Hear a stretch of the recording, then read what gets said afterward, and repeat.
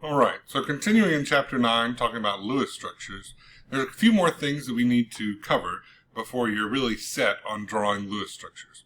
The first is talking about resonance, where maybe more than one Lewis structure fits the bill for a particular molecule.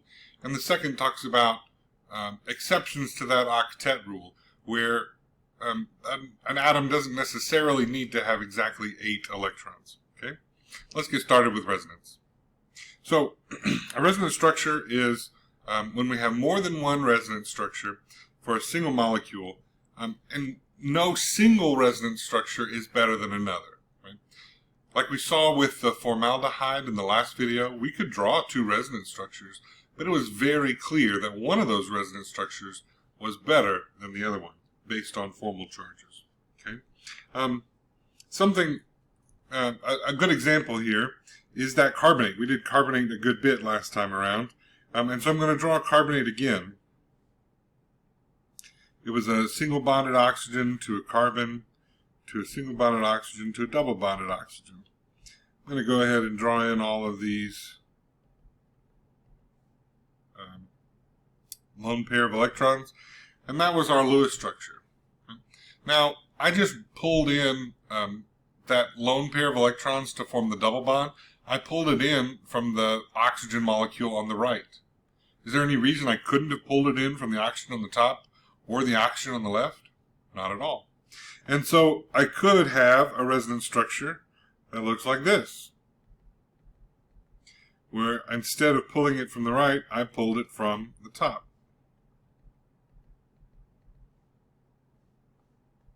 Right? Or I could have pulled it from the left. And so I would have had a double bonded oxygen on the left and single bonded oxygens on the right and at the top. Right? All of these Lewis structures represent carbonate equally well. Right? And so we have to say that carbonate really is sort of an average of all of these Lewis structures.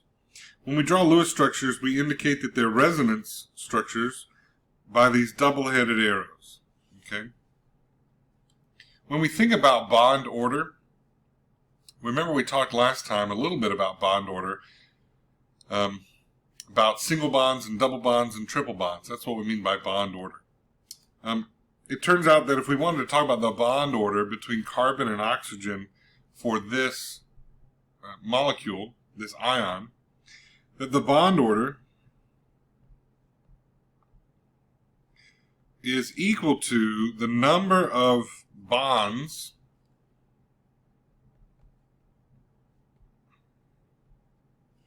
divided by the number of positions.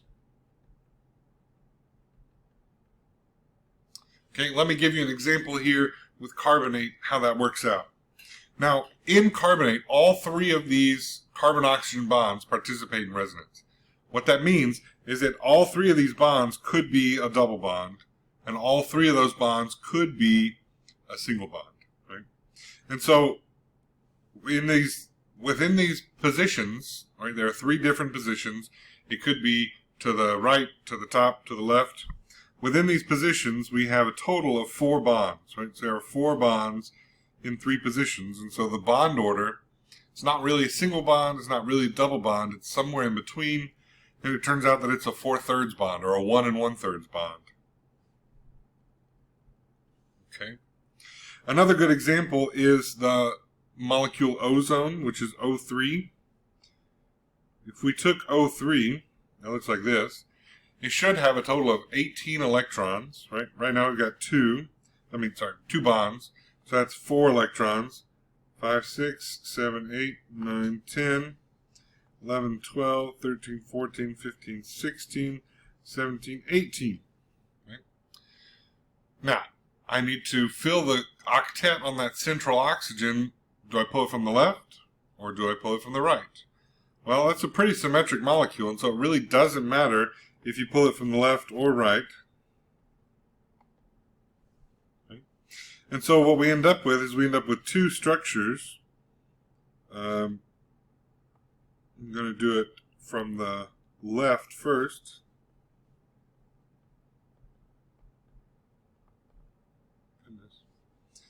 And then I'll do it from the right.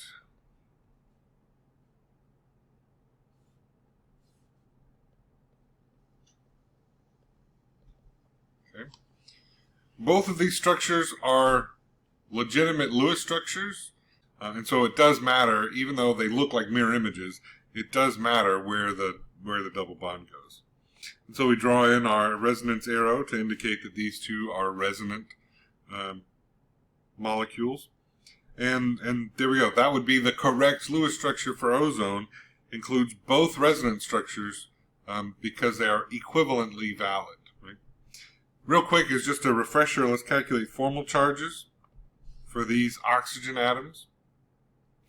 I'm going to number these as 1, 2, and 3. So the formal charge for number 1, let's see, that's 6 valence minus 6 bonding minus 1 bond is -1. For number 2, he's got 6 valence minus 2 non-bonding minus 3 bonds. That's +1. And for number 3, 6 valence minus 4 non-bonding minus 2 bonds. That's 0. Can we get all of these formal charges down to 0? We can't. There's not a way to get all of these formal charges down to 0.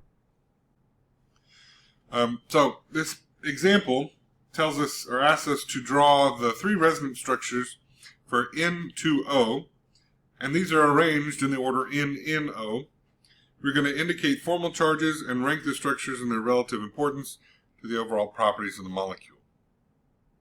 And so if we have NNO, it says there's 3 resonance structures, so I'm going to start out by drawing 3 skeletons here. Okay. All right. For this first one, let's calculate up how many we have. Nitrogen, how many valence electrons we have. Nitrogen is 5 electrons, and we've got 2 of those, so that's 10 electrons. And oxygen comes with 6, so that's a total of 16 electrons. We've already used 4. We're going to put the electrons on the peripheral atoms first. So I start with 4, 5, 6, 7, 8, 9, 10, 11, 12, 13, 14, 15, 16. Okay. I've used all my electrons, and I'm left with a nitrogen in the middle, that central atom, that only has 4 electrons around it. Remember, nitrogen wants a full octet, and so when he's left with just 4, he needs to make 2 extra bonds. Now we have the option of making a bond from both directions to make 2 extra bonds, or for making 2 bonds from one of those 2 directions. So for this first Lewis structure, I'm going to bring in a pair of electrons from here and a pair of electrons here, and then I'll redraw it in with a triple bond and an oxygen. Okay, so that's option 1. We'll come back and draw and calculate the formal charges in just a minute. The second option is to make the triple bond on the other side. I'll go ahead and draw in all of the non-bonding electrons and show you that movement of electrons. So we end up with nitrogen with 3 lone pairs, and then a nitrogen-oxygen triple bond. And then our last option is that we pull in a lone pair from both sides to become a bond. And so we have a double bond on both sides of our molecule. Okay? All right. So let's calculate some formal charges. Nitrogen starts with 5. He's got 2 non-bonding and 3 bonds, so he's 0. This nitrogen starts with 5. He's got no non-bonding and 4 bonds. That's +1. This oxygen starts with 6. He's got 6 non-bonding and 1 bond. So that's a -1. Okay. I'm not going to draw out the calculations for the rest of these, but make sure that you match the numbers that I get here. I'm just going to say it out loud. For this nitrogen, 5 minus 6 minus 1, that's -2. This nitrogen is the same, plus 1. This oxygen is 6 minus 2 minus 3, that's plus 1. This nitrogen is 5 minus 4 minus 2, that's -1. That's plus 1, and that's 0. Okay? So, based on these formal charges, hopefully it's easy to you to figure out which one is the worst Lewis structure. Remember, formal charges we want to be close to 0, and the ones that have relatively high formal charges, those are really bad Lewis structures. And so this guy here is the worst Lewis structure. Between the top one and the bottom one, how do we tell which of those two is the best Lewis structure? They both have that central nitrogen with a charge of 1. One of these has the formal charge of 0 on nitrogen with a -1 on oxygen, as is the top. The bottom one has a -1 formal charge on nitrogen and a 0 on oxygen. Well, one of our formal charge rules was that the negative formal charge should go on the more electronegative atom. It turns out that oxygen is more electronegative than nitrogen, and so oxygen should have the negative formal charge, and so this structure here is the best Lewis structure. Okay. All right. So, some exceptions to the octet rule. Some atoms are okay having fewer than 8 electrons. Hydrogen, we've talked about, has just a duet of electrons, just 2 electrons. Turns out beryllium here is okay with having just 4 electrons. Boron is okay with having 6 electrons. Right? These are not those families, so it's not everything in group 2, it's just beryllium is okay with having 4 electrons. It's not everything in group 3, it's just boron is okay with having 6 electrons. And so over here I'll put hydrogen is okay with 2, beryllium is okay with 4, and boron is okay with 6. Every once in a while you'll get a structure that has nitrogen in it, where nitrogen will have 7 electrons. Nitrogen only wants 7 if there's an odd number of electrons overall. I'm going to put 7 here, but I'm going to say only if there's an odd number of electrons. Many times there's an even number of electrons. In all of the examples we've done so far, we've had an even number of electrons, 12, 16, 24. If there's an odd number of electrons, nitrogen is okay having 7 electrons. Okay. Got a little bit ahead of my slides there. There are many atoms that can have an expanded octet, right? That's extra electrons above the 8 normal electrons. In this example of SF6, you can tell that sulfur has 6 bonds to it. 6 bonds is 12 electrons. Right? And so 12 electrons around that sulfur mean that he doesn't have an octet. He has a dodect. I don't know what 12 is called. Okay? In order to do this, they have to have empty D subshells. We talked about the D subshells in Chapter 7. And so they have to have a principal quantum number greater than 2. That's not greater than or equal to. That's greater than 2. Because they have to have empty D orbitals. Okay? Those empty D orbitals are where they put a few of those extra electrons. And so everything that's sort of in that same block with sulfur and below, so sulfur, phosphorus, silicon, chlorine, all of those are in the 3p. Right? They have empty 3d subshells. Everything in the 4p has an empty 4d subshell. Everything in the 2p, there's no such thing as a 2d subshell, so it cannot have an expanded octet. Carbon, nitrogen, oxygen, fluorine cannot have an expanded octet. Let's look at some examples of atoms that have some exceptions to that octet rule. So, the Lewis structure for phosphorus pentafluoride, PF5, where all 5 atoms are bonded to the phosphorus. So P with 5 fluorines around it.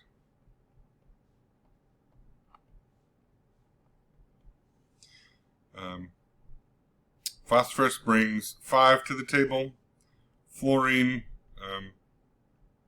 has 7, and there's 5 of them. So that's a total of 35 and 5. So that's a total of 40 electrons. We've already got 10 because we have 5 bonds. We've already got 10 in use. So I need to get to 40, 12, 14, 16, 18, 20, 22, 24, 26, 28, 30, 32, 34, 36, 38, and 40. We're there. Right? We don't need any double bond or triple bonds. And we're going to double check ourselves. Can phosphorus have an expanded octet? Absolutely. It's in the n equals 3 row. And so this is an example of an expanded octet. Actually, all the ones that I'm going to show you are examples of expanded octets. It's very rare to see the beryllium and boron complexes, although they do exist. Xenon tetrafluoride, XeF4. All the fluorine atoms are bonded to that central xenon atom. So we have xenon with 4 fluorines.